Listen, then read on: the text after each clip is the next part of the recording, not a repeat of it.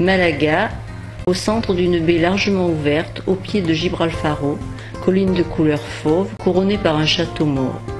Sa cathédrale, imposant édifice de style Renaissance dont la construction fut entreprise à partir de 1528.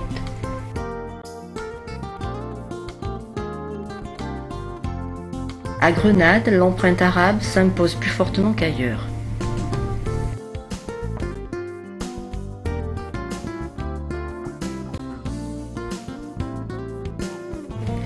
L'Alhambra, la rouge en arabe, est l'ultime floraison de l'art musulman en Espagne. C'était une véritable cité royale avec ses palais, ses bâtiments administratifs, ses casernes de garde, ses logis.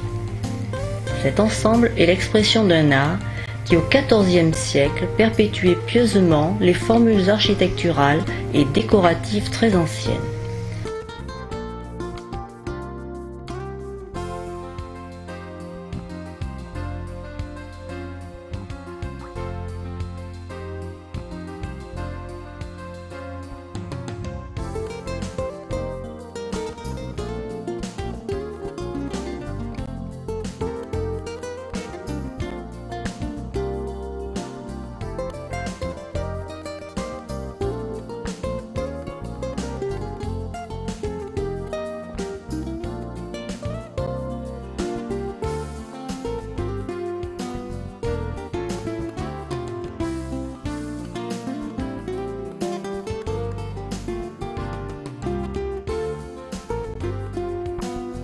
L'Alhambra est le seul palais du monde arabe du Moyen Âge qui nous soit parvenu intact, et ceci en fait un joyau d'une valeur inestimable.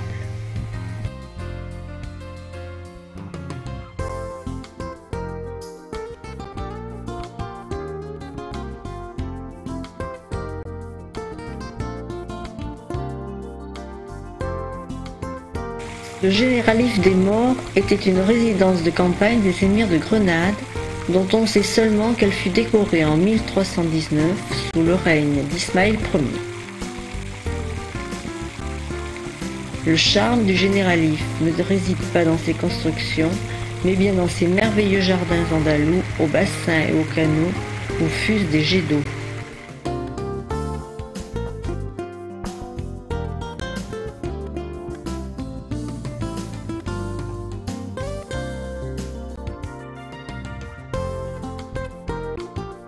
Le quartier de l'Albaicín, le plus ancien de la ville, a préservé une atmosphère orientale et de belles maisons d'époque. Ce quartier fut la dernière résidence des musulmans après la reconquête de 1492. Les ruelles secrètes, les placettes minuscules, les fleurs et les sons créent une ambiance très attachante. La cathédrale, construite en style gothique à partir de 1523, fut continuée en style Renaissance.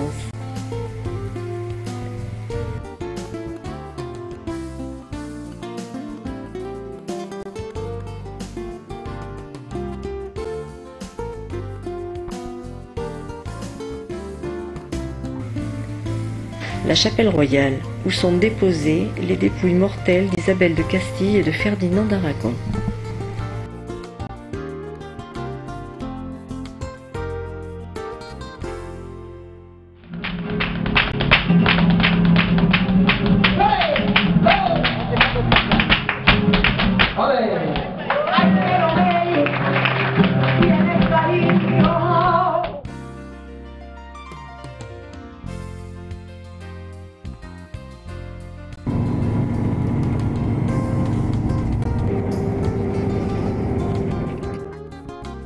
Visite d'un moulin. La récolte des olives a lieu de mi-novembre à début février. Chaque année, un arbre en produit en moyenne 40 à 60 kg.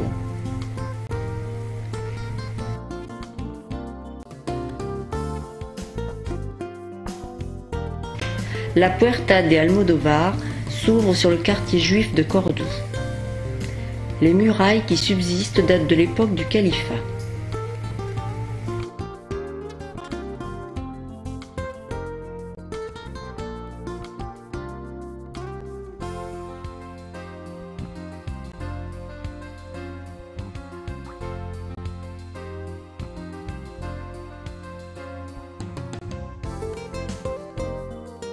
les grandes figures qui jalonnent l'histoire de Cordoue.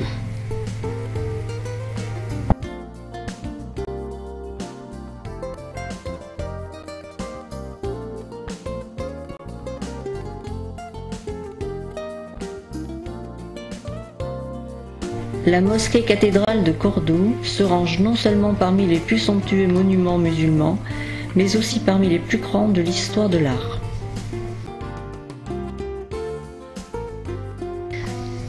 En 781, elle fut construite sur les ruines d'une église achetée par Abderrahman aux catholiques. Les travaux durèrent jusqu'à la fin de son califat en 1031.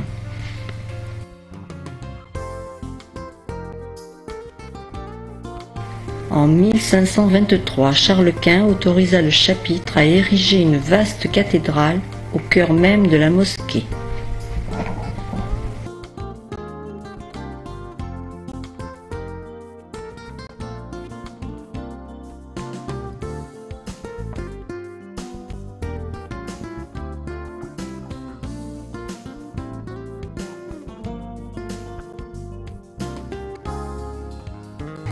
À Séville, le parc de Maria Luisa a été aménagé en 1929 au moment de l'exposition hispano-américaine. L'endroit est plein de fontaines et de bosquets. La place d'Espagne, immense et énorme hémicycle, apporte une note majestueuse malgré son côté baroque, grandiose et mauresque. De magnifiques azulejos décorent les stalles de la place et racontent l'histoire de l'Espagne.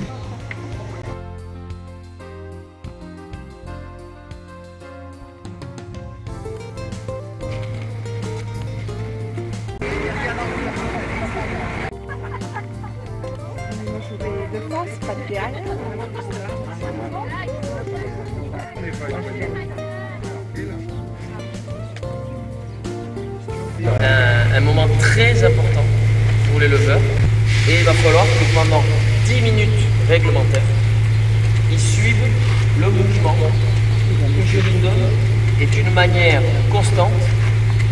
C'est de la pure obéissance. Il faut que le taureau ait les deux pattes parallèles. Située sur l'emplacement exact de la grande mosquée, la cathédrale ne conserve de cette époque que son minaret, l'impressionnante Giralda, surmontée en 1558 d'un clocher à 5 étages, ainsi que son patio des ablutions, la cour des orangers. De style gothique et Renaissance, elle fut commencée en 1420 et terminée sous Charles Quint, devenant, jusqu'à la construction de Saint-Pierre de Rome, le plus grand édifice de la chrétienté. Ses trésors en matière de peinture et d'orfèvrerie sont incomparables.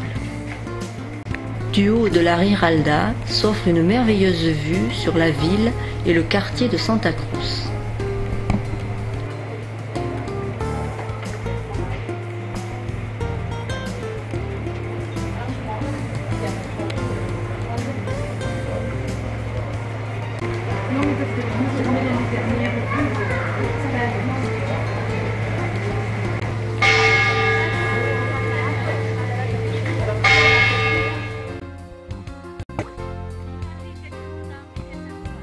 L'Alcazar occupe avec ses nombreux palais, jardins et dépendances un vaste terrain fortifié. Depuis plus de 1000 ans, il accueille gouvernements et maisons royales et se démarque des autres palais seigneuriaux de la couronne espagnole par son originalité. L'empreinte mauresque, mêlée d'éléments gothiques, renaissance et baroque, en fait un ensemble composite au charme particulier.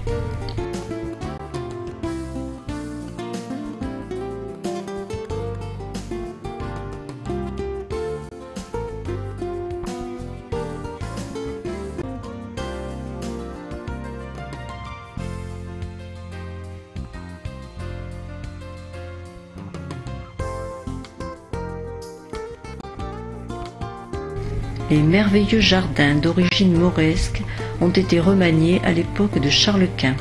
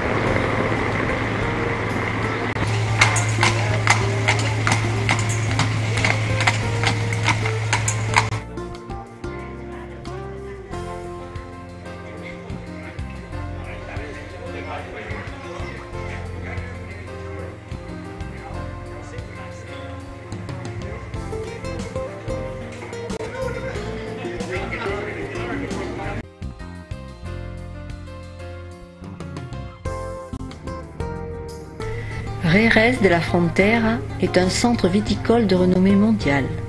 C'est une ville très chaude, dorée, agréable et élégante.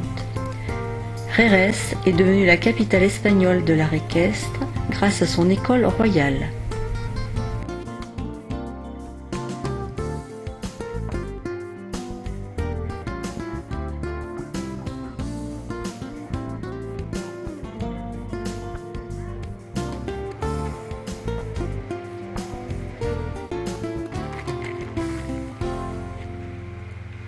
Un carré parfait de 4400 mètres carrés. Et ici, on a 4000 tonneaux.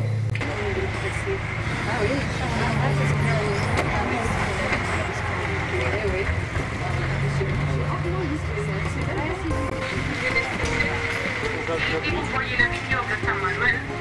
Et en général, les vignobles se situent un peu éloignés de la ville.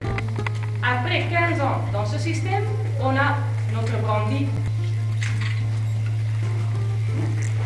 Donc, dans ce premier verre, on a le Hollanda. C'est la deuxième distillation du vin sobre les tables avec 65% d'alcool.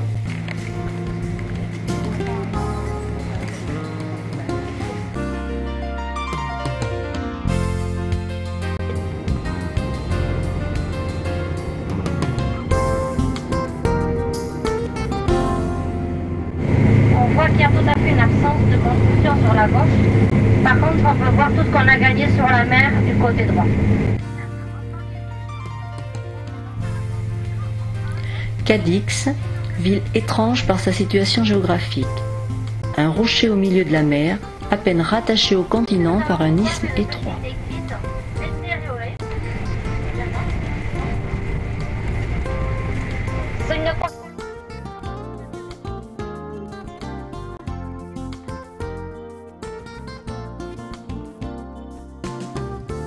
Cadix, c'est aussi le charme de ses ruelles fleuries, de ses patios secrets.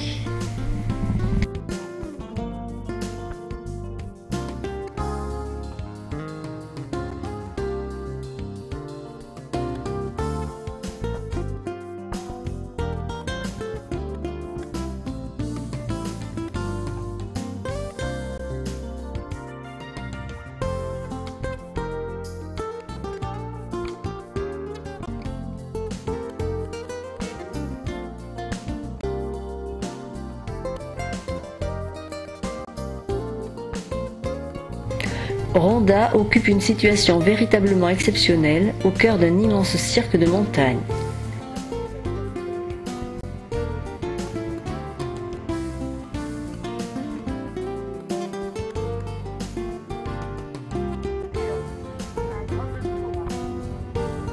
Située sur le rebord d'un plateau rocheux où une tranchée entaillée par un torrent isole un promontoire tabulaire, Ronda constitue ainsi une petite ville naturellement fortifiée. Les arènes de Ronda, les plus anciennes d'Espagne, berceau de la tauromachie à pied, sont d'une grande beauté par leur rusticité même. Le Puente Nuevo fut construit en même temps que les arènes. Pont à 3 arches, il permet de découvrir une vue réellement impressionnante sur le Tajo, une énorme faille qui coupe en deux la ville. Au-delà du pont, le chemin de la porte de Los Molinos donne accès à une porte mauresque, l'Arco de Cristo, d'où l'on voit dans toute sa hauteur la gorge et ses parois rocheuses.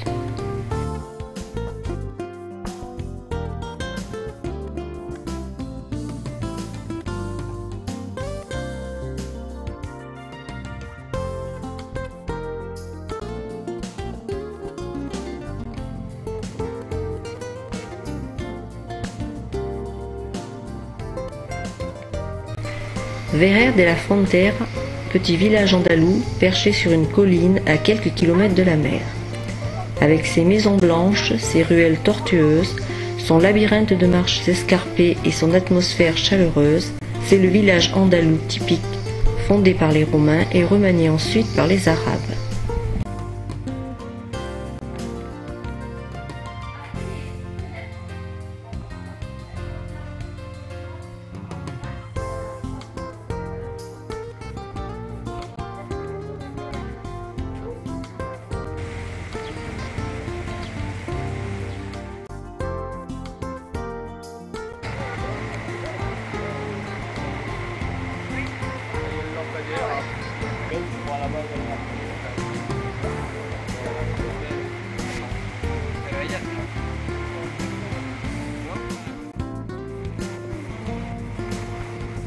Tarifa, point le plus au sud du continent européen, à cheval entre deux mers, avec les côtes d'Afrique à quelques encablures.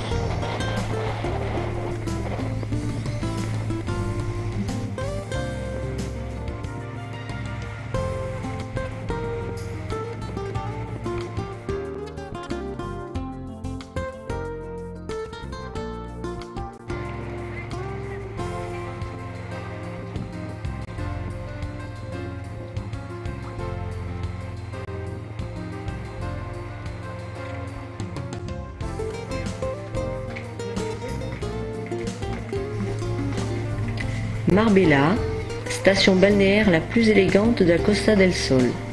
Elle conserve la structure des villes andalouses avec ses rues en pente bordées de maisons blanchies à la chaux qui descendent sur la mer.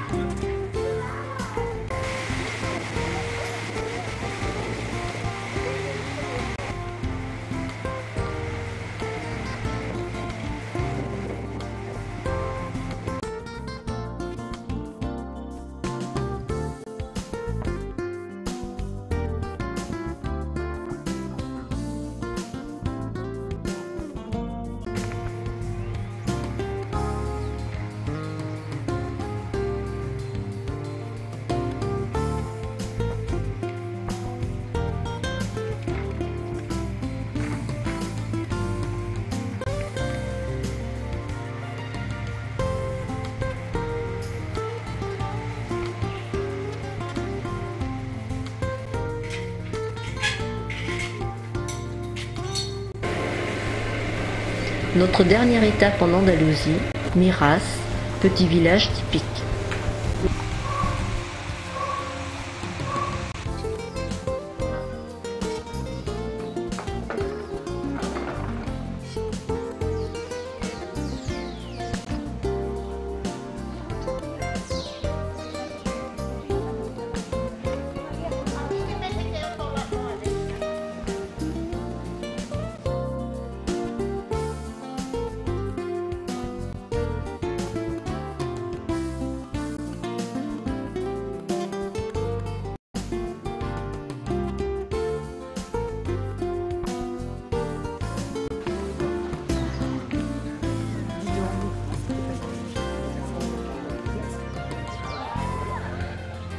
Vous avez trouvé super beau. Non ?